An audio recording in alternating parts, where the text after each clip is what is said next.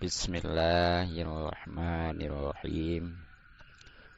Al-hadisu, ini hadis as-sadisa asyara ya. Yang ke-16. An Abi Hurairah, dari sahabat Abi Hurairah radhiyallahu anhu. Kalau diartiin mah dia semoga ridho, Allah anhu, pada sahabat Abi Hurairah. Anna rajulan, sungguhnya seorang laki-laki, qala, itu berkata, ya laki-laki, lin nabi, kepada Nabi sallallahu alaihi wasallam, berkata, ausini, wasiatkanlah padaku. Qala, maka bersabda Nabi sallallahu alaihi wasallam, la tagdob, janganlah kamu marah. Paraddada, maka mengulang-ulang, laki-laki ya, bukan Nabi itu. Maksudnya mah nanyanya gitu. Miroron, beberapa kali. Makanya qala, bersabda baginda Nabi sallallahu alaihi wasallam, la tagdob, janganlah kamu marah. Rawahu, hadis riwayat Al-Bukhari, Imam Bukhari. Jadi hadis yang ke-16 dalam kitab Arba'in Nawawi itu dari sahabat Abi Hurairah radhiyallahu anhu, di mana sungguhnya ada seorang laki-laki pernah bertanya, ya berkata itu bertanyalah kepada baginda Nabi sallallahu alaihi wasallam. Perkataan atau pertanyaannya, wasiatkanlah aku. Nah, maka dijawab oleh baginda Nabi, la tagdob, janganlah kamu marah. Nah, bahkan si laki-laki itu bertanyanya berulang-ulang ya, kurang lebih 3 kali. Karena mungkin kurang puas dengan jawaban simpel gitu ya. Nah, maka Nabi juga sama, menjawabnya itu tetap dengan kata la tagdob ya, jangan marah lah gitu. Nah, ini mungkin kenapa Nabi memberikan nasihat dengan perkataan yang simpel ya, yaitu la tagdob, yang artinya jangan marah. Mungkin Nabi tahu bahwa si laki-laki ini memang pemarah karakternya gitu. Makanya Nabi itu walaupun ditanyanya berulang kali, tetap jawabnya itu la tagdob ya. Karena memang yang namanya orang yang paling kuat ini ya, sebagaimana sabda Nabi yang terjemahnya kurang lebih, bukanlah yang dikatakan orang yang kuat itu karena dapat membanting lawannya atau mengalahkan. Tetapi orang yang kuat itu ialah orang yang mampu mengendalikan hawa nafsunya di waktu marah. Ya dengan kata lain, nggak mudah marah.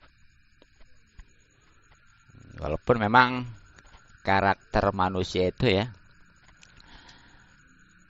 dari yang paling bagus, dia nggak mudah marah, tapi cepat baik. Itu paling bagus.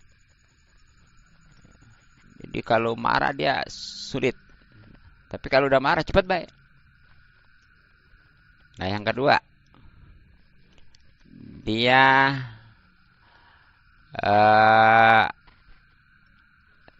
cepat marah. Maksudnya gimana ya? Dia cepat marah, dia cepat marah. Walaupun enggak cepat baik. Itu mah jelek juga ya. Cepat marah tapi cepat baik gitu ya. Kan kalau yang pertama tadi enggak cepat marah, tapi begitu marah cepat baik. Yang kedua, cepat marah, tapi cepat baik juga. Masih bagus. Nah yang ketiga, dia nggak mudah marah, tapi sekali marah lama awet gitu ya. Orangnya emang nggak cepet marah gitu, tapi kalau udah marah, udah ngarah aja. Nah yang keempatnya paling jelek nih ya, cepet marah, lama kebaik. Nauzubillah itu ya. Jadi kembali bahwa orang yang kuat itu bukan yang bisa mengalahkan lawannya, tapi yang bisa menahan hawa nafsunya ya. Itu makanya dipuji lah nih. Bahkan Allah Subhanahu saja ya, itu memuji kepada orang yang memang enggak mudah marah, bahkan pemahap ya. Itu ada di dalam hadis di mana baginda Nabi bersabda yang terjemahnya kurang lebih, barang siapa yang menahan marahnya padahal ia sanggup untuk melampiaskannya, karena orang yang dimarahi itu bisa jadi bawaannya gitu ya. Ya, dia bisa padahal, tapi dia tahan. Maka kelak Allah Subhanahu wa taala memanggilnya pada hari kiamat di hadapan segala makhluk, sehingga ia diberi hak memilih bidadari yang disukainya. Ada juga riwayat lain, Allah itu enggak menyiksa dia, walaupun mestinya dia itu sebenarnya mah layak untuk disiksa, tapi karena di dunianya dia itu bisa mengendalikan marah, maka Allah juga itu ya. Nah, makanya di dalam surat Al-Imran nanti bisa disimak ya. Surat Al-Imran ayat 133 sampai 134. Allah Subhanahu wa taala berfirman, A'udzubillahi minasyaitonirrajim. Bismillahirrahmanirrahim. Wasari'u ila maghfiratim mir rabbikum wa jannatin arduhas samawati wal ardh uiddat lil muttaqin. Itu ayat 133-nya ya, yang terjemahannya. Dan bersegeralah kalian mencari ampunan dari Tuhanmu, yakni Allah Subhanahu wa taala, dan mendapat surga yang luasnya seluas langit dan bumi. Tentunya yang disediakan atau disiapkan untuk orang-orang yang bertakwa. Nah, ayat selanjutnya nih, kriteria orang bertakwa itu siapa aja gitu ya, yang bakal disediakan sorga itu. Nah, itu ya. Alladzina yunfikuna fis-sarra'i wad-dharra'i wal kadhiminal ghaiz wal 'afina 'anil nas wallahu yuhibbul muhsinin. Yaitu orang-orang yang berinfak baik di waktu lapang, lagi kaya, maupun di waktu sempit. Ya lagi susah jadi sempet aja tuh. Ya, karena memang harapannya dia nanti ditambah gitu ya. Karena di dalam surat Ibrahim kan ada lain sa'akartum lazidanakum tuh. Kalau bersyukur ditambah tuh harapannya. Itu ya. Kemudian orang-orang yang menahan amarahnya nih, ini yang dimaksudkan nih. Juga memaafkan orang lain. Itu. Sampai-sampai pernah ya ada riwayat tuh seorang sahabat, siapa ya? Yang jelas, jadi dia itu punya pembantu ya. Nah begitu dia bawa air ya, air panas, itu tumpah mengenai sahabat tersebut. Nah, itu sahabat nggak marah, dan justru si pembantu ini aneh ya, bukannya minta maaf gimana gitu, malah biasa aja. Barang ditanya kenapa, ya karena saya yakin bahwa Tuhan itu ya udah meneladani ayat ini, jadi bisa nahan marah dan memaafkan gitu. Ya bahkan ada sampai satu riwayatnya itu yang kaininya kesiramnya adalah anaknya dari sahabat itu sampai meninggal gitu ya, gitu. Nah di samping orang-orang yang menahan marah khususnya itu sebagai kriteria orang yang bertakwa juga tadi ya udah disiapkan sorga. Nah ternyata di ayat terakhir itu wallahu yuhibbul muhsinin tuh, Allah mencintainya ya, orang-orang yang berbuat baik. Nah itu diantaranya dengan bisa menahan marah dan memaafkan gitu ya. Nah, itu makanya hindarkan. Bahkan ada suatu hadis, karena marah itu sumber daripada keburukan. Itu ya. Apa sebabnya? Sebab di balik marah ini itu bisa berakibat baik ya, pastinya negatif yang namanya akibat itu. Baik secara fisik, emosional maupun spiritual ya. Nah, untuk fisiknya nih, awas, perhatikan. Satu, akan menimbulkan tekanan darah tinggi. Apa sebabnya? Karena yang namanya marah dapat menyebabkan tekanan darah meningkat ya. Kan itu tuh kan, ambekan gitu. Ya, maka otomatis nantinya dapat berdampak pada kesehatan jantung tuh. Kan itu orang-orang yang jantungan itu jangan-jangan tuh ya, daripada itu. Kedua, ini secara fisik ya akibat ya, itu menyebabkan sakit kepala. Apa sebabnya? Karena marah dapat menyebabkan sakit kepala karena ketegangan otot dan aliran darah yang tidak lancar.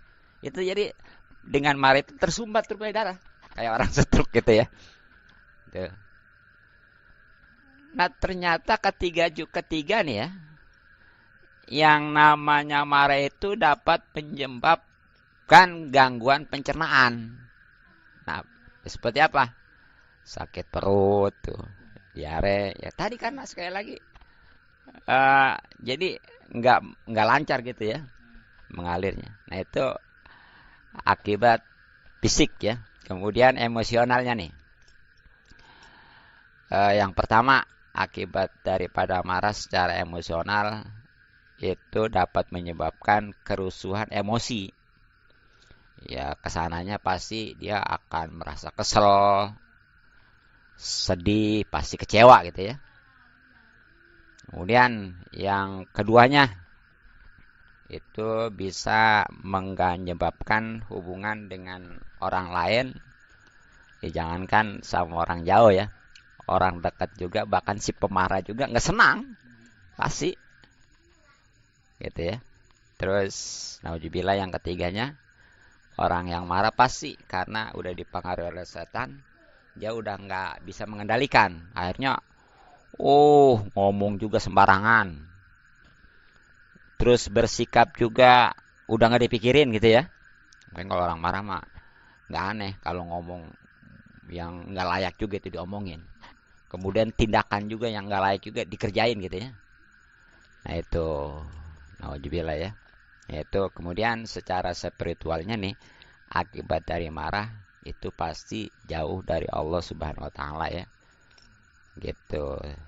Karena dia itu secara tidak langsung udah tidak menerima kekuasaan Allah gitu. Jadi emosi lah.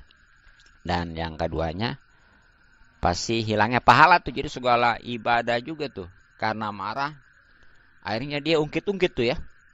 Yang dia pernah berbuat baik, yang pernah dia punya membantu kepada siapa tuh, karena dari sebab marah dia ungkit tuh. Makanya ya, otomatis yang ketiganya dia bisa terjerumus dalam dosa tuh yang tanpa disadari. Nah itu akibat ketipuan dari marah ya. Makanya di dalam suatu hadis bahwa marah itu nih bisa merusak iman seperti cuka merusak madu. Tuh madu kan manis ya. Itu kalau udah kena cuka udah rusak sedikit juga. Nah iman juga sama tuh. Kalau iman yang mestinya itu mulia ya, tapi karena marah jadi udah hilang tadi tuh, jadi hina orang itu. Nah terakhir bagaimana nih solusinya supaya bisa ngilangin marah gitu ya. Nah satu, karena memang marah itu dari setan, maka yang pertama ya, kita harus mengucapkan a'udzubillahi minasyaitonirrajim. Jadi itu ketika kita mulai marah nih, langsung di-cut. A'udzubillahi minasyaitonirrajim. Yang kedua, kalau memang posisinya tadinya lagi berdiri, berusaha duduk. Ya. Karena insya Allah makin dia dekat ke bumi itu makin tawadu, bisa menghilangkan kepada kemarahan.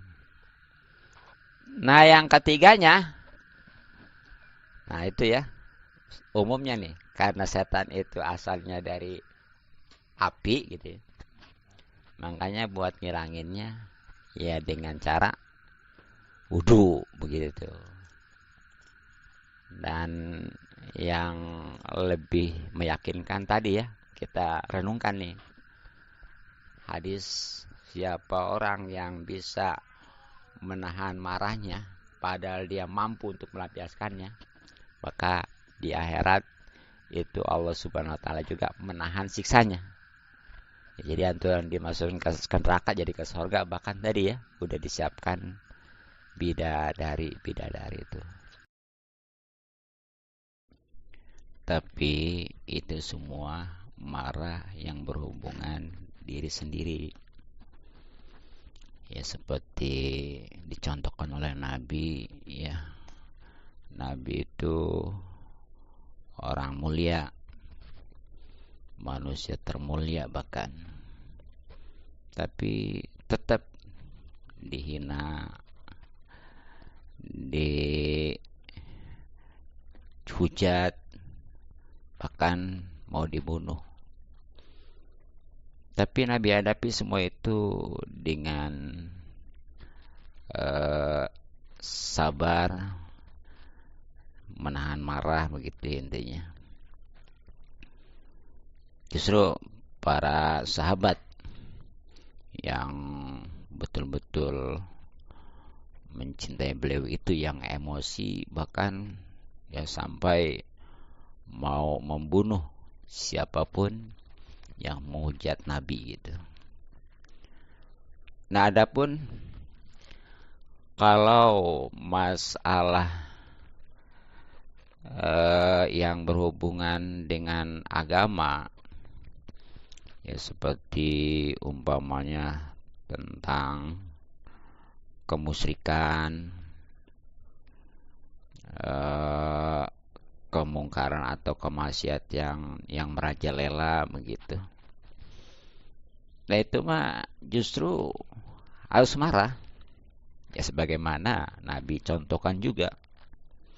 Makanya dalam suatu riwayat ada tuh orang yang mabuk yang langsung ya di istilahnya setelah dan nyasatin, dia namanya orang mabuk lah, sampai ya dipukul oleh Nabi yang kemudian sadar gitu pastinya ya. Nah yang jelas ya kalau dalam hal kemungkaratan atau yang berhubungan dengan agama itu harus marah. Makanya di dalam Islam itu kan istilahnya ada istilahnya amal ma'ruf nahi mungkar, bahkan kesananya jihad ya. Tuh Nabi sendiri beberapa kali itu melakukan jihad, perang gitu. Nah itu karena memang membela agama. Jadi kesimpulannya mah yang namanya marah itu kebagi dua. Kalau memang marahnya terkait hinaan, hujatan terhadap diri sendiri, ya selagi itu memang tidak membahayakan, itu harus ditahan, jangan marah ya sebagaimana Nabi. Tapi kalau yang terkait dengan urusan agama itu justru harus marah ya sebagaimana sekali lagi semuanya Nabi contohkan. Dan insya Allah